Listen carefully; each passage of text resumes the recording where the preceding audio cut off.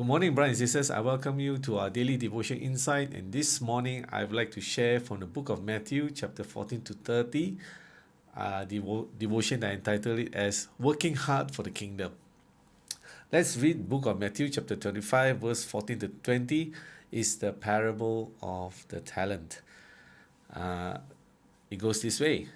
Again, it will be like a man going on a journey who called his servants and entrusted his wealth to them. To one he gave 5 bags of gold, to another 2 bags, and another 1 bag, each according to his ability. Okay, that's the key word, to his ability. Then he went on to his journey. The man who had received 5 bags of gold went at once and put his money to work and gained 5 bags more. Also, the one with 2 bags of gold gained 2 more. But the man who had received 1 bag went off, dug a hole in the ground, and hid his master's money.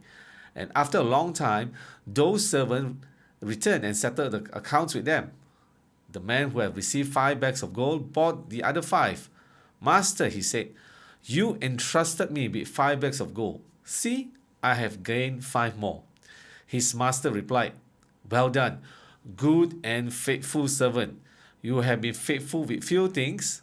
I will put you in charge of many things. Come and share your master's happiness. The man with 2 bags of gold also came.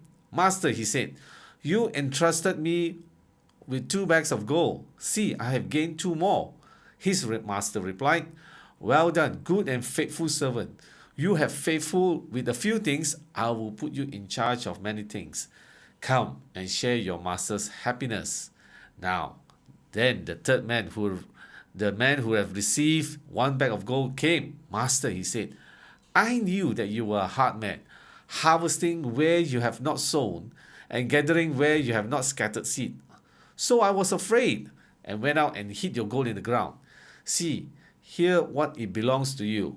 His master replied, here's the key word, you wicked, lazy servant. So you knew that I harvest where I have not sown and gather where I have not scattered seed?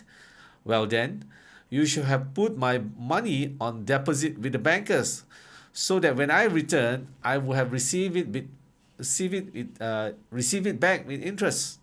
So take the bag of gold from him and give it to the other one who has 10 bags. For whoever has will be given more, and they will have an abundance. Who does not have, even what they will have will be taken from them. And throw that worthless servant outside into the darkness, where there will be weeping and gnashing of teeth. Okay. So this parable speaks volumes about the way we handle our resources, our talents, and opportunities that God has given to us.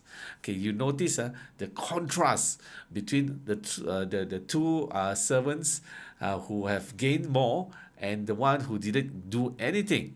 Okay, so the key is not how much we were given, but how faithfully we use what we have been given. So the parable is very clear, and it was on purpose that Jesus tells this parable to show the contrast of 2 different people that we have in church today. Those who are faithful and work hard, and the one who are wicked and lazy. Okay, now, notice that God didn't call the third servant unfaithful, right? He called the first 2, welcome, good and faithful servant, the first 2. But the third one, he called him wicked and lazy. He didn't call him unfaithful.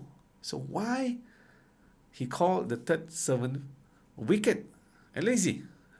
First, he was trying to give excuses, saying that his master is a hard man, therefore he's afraid of losing the money or the task that it was given to him. And the master knew this wickedness. This guy is trying to, the Chinese word sim, try to evade. So, and attribute it to laziness, because he's lazy. So he coming up with excuses, deceitful answers, so that the master will just let him go. Now, when I come to this, what is our daily application? What can we learn from this?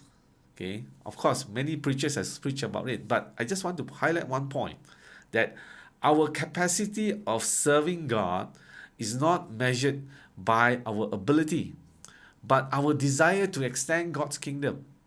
The third servant is not unfaithful. He is faithfully doing nothing. You understand where I'm coming from? Huh? Some of us can be faithful for many years, but maybe this is the part that hurts. You could be faithfully doing nothing. You could be coming to church and not adding value to God's kingdom. Or or you are limited, you always think that, oh, maybe I could not do more. Oh, this is what I could do. Remember, God did not measure us by our ability. In this parable, He measures us by our desire to do more. Even the parable says, if you were to do a little bit, and it just produces a little bit interest, that is still, you're doing a bit more. You're not adding value to the kingdom. So today, as we end the devotion, take a stock and look back in our life. Am I working hard for the kingdom? Am I adding value to God's kingdom? Or am I faithfully doing nothing? Faithfully doing nothing. It's not a rebuke, but it's a gentle reminder that perhaps take a look at ourselves. Am I adding to the value, to the fellowship that I'm been going to? Am I adding value to the congregation that I'm attending with? Or I am just faithfully pew warmer, faithfully attending, but not adding value to the church? And this is what Christ is talking about, the third servant.